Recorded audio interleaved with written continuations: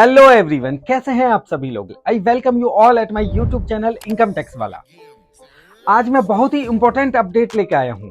Income tax return for financial year 22-23 या assessment year 23 and 24 के लिए ITR 1 कैसे फाइल करें। आज मैं आपको लाइव फाइल करके बताऊंगा कि किस तरीके से फाइल करते हैं। मेरी इस वीडियो को देखकर सैलरीड पर्सन आसानी से 10 मिनट में अपनी ITR 1 फाइल कर सकते हैं।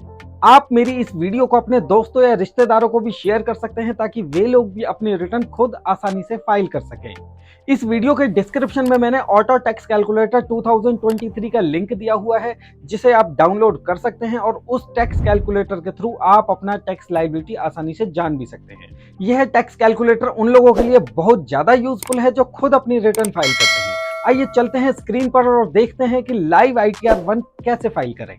तो दोस्तों, सबसे पहले हम इनकम टैक्स की साइट ओपन करेंगे। यहाँ पे डाउनलोड सेक्शन के अंदर हम लोग आएंगे तो यहाँ ITR 1 की एक्सेल यूटिलिटी है, इसको हम लोग डाउनलोड करेंगे। तो ये जिप फाइल यहाँ से डाउनलोड होती है, हम इसको यहाँ एक्सट्रैक्ट करेंगे, यानी इस फाइल को सिलेक्ट करके ये एक्सट्रैक्ट करेंगे।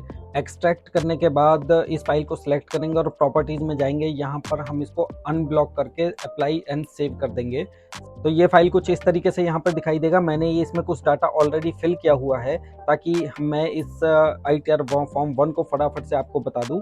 यहाँ पर मैं बहुत ज़रूरी बातें और बहुत इंपॉर्टेंट बातें आपको बताऊंगा। इसके अंदर बताऊंगा कि क्या क्या चेंजेस सरकार ने किए हुए हैं। यहाँ पर सबसे पहले अपना नाम लिखेंगे, फर्स्ट नेम लास्ट नेम, अपना पैन नंबर लिखेंगे, आधार नंबर लिखेंगे और डेट ऑफ बर्थ, यानी ये बेसिक डिटेल है जिसे आप यहाँ पे फिल करेंगे। और अपना नेचर ऑफ एम्प्लॉयमेंट हम लिखेंगे कि अगर हम पेंशनर हैं, सैलरीड पर्सन है, पब्लिक सेक्टर, प्राइवेट सेक्टर, कहाँ पे हम लोग काम करते हैं। मैं इसमें अदर को सिलेक्ट करता हूँ। तो इस बार यहाँ पर इस फॉर्म के अंदर ये एक नया चेंज है कि are you opting for new tax regime under section 115 BAC, yes और नो। अगर मैं येस करूँगा तो ये फॉर्म न्यू टैक्स रिजिम के अकॉर्डिंग टैक्स कैलकुलेट करेगा, लेकिन फिलहाल मैं नो ऑप्शन को ओके करके आगे बढ़ता हूँ। इसके अंदर ये है यहाँ पर कि आप सेक्शन 139 सबसेक्शन 1 के 7th प्रोवाइजो के अकॉर्डिंग आप रिटर्न फाइल करते हैं या नहीं करते। अगर मैं इसे येस करता हूं तो आप देखेंगे कि 2 लाइंस यहाँ पर एक्टिवेट हो गई हैं। यानी येस करने का मतलब ये है कि यहाँ फॉर्म हमसे पूछता है कि अगर आपने फॉरेन ट्रैवल किया है और उस फॉरेन ट्रैवल में आपने 2 लाख रुपए से ज़्यादा खर्च किया है तो हम वो फिगर यहाँ पर लिखेंगे। और अगर आपने 1 साल के अंदर इलेक्ट्रिसिटी बिल 1 लाख रुपए से ज़्यादा पेमेंट किया है तो ये सेक्शन 139(1) 7th प्रोवाइजो हमारे ऊपर एप्लीकेबल होता है। लेकिन फिलहाल मैं इसे नो करके आगे बढ़ता हूँ। यहाँ पे अपना ईमेल लिखेंगे, फ़ोन नंबर लिखेंगे और यहाँ से हम सिलेक्ट करेंगे कि हम किस सेक्शन के अंडर ये रिटर्न फाइल कर रहे हैं। सेक्शन 139(1) के अंदर ओरिजिनल रिटर्न होती है, फिर उसके बाद 139(4) में बिलेटेड रिटर्न या रिवाइज रिटर्न। बिलेटेड या रिवाइज रिटर्न हम लोग तब फाइल करते हैं जब हमारी ओरिजिनल रिटर्न जो हम फाइल करते हैं सेक्शन 139(1) के अंदर, उसके अंदर कुछ गलतियाँ मिलती हैं या कोई डिडक्शन हमें क्लेम करने से रह गई, तब हम बिलेटेड या रिवाइज को फाइल करते हैं। अब हम और आगे बढ़ते हैं। यहाँ पर ये हमसे पूछ रहा है कि सैलरी आपकी कितनी है। मैं मान लीजिए यहाँ पे लिखता हूँ 6,50,000 रुपए की सैलरी है। तो आप यहाँ देखेंगे सैलरी है तो इसने स्टैंडर्ड डिडक्शन ये ऑटोमेटिकली क्लेम करा दी है और नेट टैक्सेबल इनकम 6 लाख रुपए यहाँ पे बैलेंस बची हुई है। कि अगर हमारी इनकम फ्रॉम अदर सोर्स से इनकम है तो यहाँ पर आप ड्रॉप डाउन की लिस्ट के अंदर देखेंगे कि इंटरेस्ट ऑन सेविंग बैंक लिखा हुआ है, interest on income tax refund, family pension, ये सारे ऑप्शंस यहाँ पे दिए हुए हैं। तो जिस भी नेचर से आपकी इनकम है तो वह इनकम आप यहाँ पर लिख सकते हैं। मैंने मान लीजिए कि फैमिली पेंशन मैंने 15,000 रुपये यहाँ पे सिलेक्ट कर लिया है। तो टोटल टैक्सेबल इनकम 6,15,000 रुपये आ गई है। इसके अलावा ये सारी डिडक्शंस हैं जिनको आप ओल्ड टैक्स रिजीम के अंदर क्लेम कर सकते हो। अगर मैं यहाँ नो से येस कर देता हूँ, मीन्स मैं यहाँ ऑप्शन चूज करता हूँ कि मैं न्यू टैक्स रिजीम के अंदर रिटर्न फाइल करना चाहता हूँ, तो देखते हैं क्या होता है। देखिए ये हमसे बता रहा है कि बहुत सारी डिडक्शंस आपको अवेलेबल नहीं हो पाएंगी वगैरह वगैरह। तो यहाँ पे देखेंगे कि ओल्ड टैक्स रिजीम के अंदर ये पहले सारे ऑप्शन एक्टिवेटेड थे, यानी फिगर हम डाल सकते थे। अब न्यू टैक्स रिजीम के बाद ये सारे कॉलम यहाँ पे डीएक्टिवेट हो गए हैं। सिर्फ एक कॉलम बचा है जो कि एक्टिवेटेड है, जिसमें लिखा हुआ है कि अगर हम एनपीएस के अंदर एम्प्लॉयर के थ्रू कुछ कंट्रीब्यूशन कराते हैं तो हमें उसकी डिडक्शन अवेलेबल होगी। अब इसमें मैं और आगे बढ़ता हूँ। इसमें इसने ऑटोमेटिकली टैक्स कैलकुलेट कर दिया है, लेकिन ये गलत भी हो सकता है। इसको फाइनल टैक्स हम तब मानेंगे जब ये कैलकुलेट टैक्स बटन के ऊपर हम क्लिक करेंगे तो ये ऑटोमेटिकली अगेन कैलकुलेट करेगा। इसने टैक्स कैलकुलेट कर दिया है। पहले हम देखेंगे वहाँ 10,000 कुछ रुपए दिखा रहा था, लेकिन देखिए अब फिगर चेंज हो गई है। 39,149 रुपीज़ का टैक्स हमारे ऊपर बन रहा है।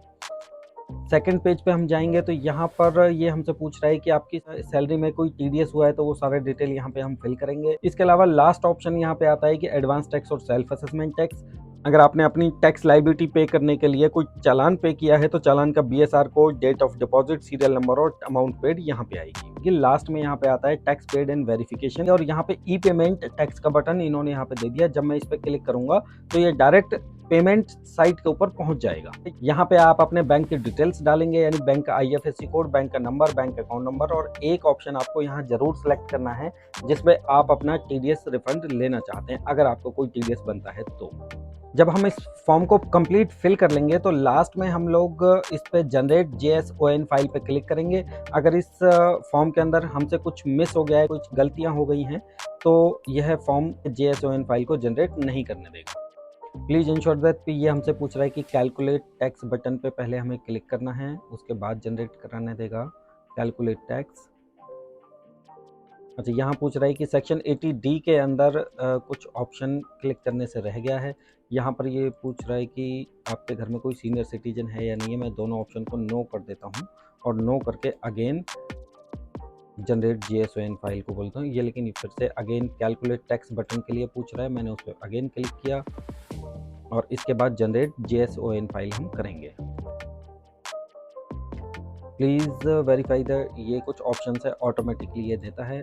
लास्ट में सेव JSON फाइल बटन आ जाता है, मैंने उस बटन पे क्लिक किया तो इसने JSON फाइल को भी सेव कर दिया है। अब इस फाइल को हम इनकम टैक्स साइट पे जाके अपलोड करेंगे और अपनी रिटर्न को फाइल करेंगे। आइए मैं इनकम टैक्स साइट पे भी आपको लेके चलता हूँ और बताता हूँ कि इस JSON फाइल को किस तरीके से अपलोड करेंगे।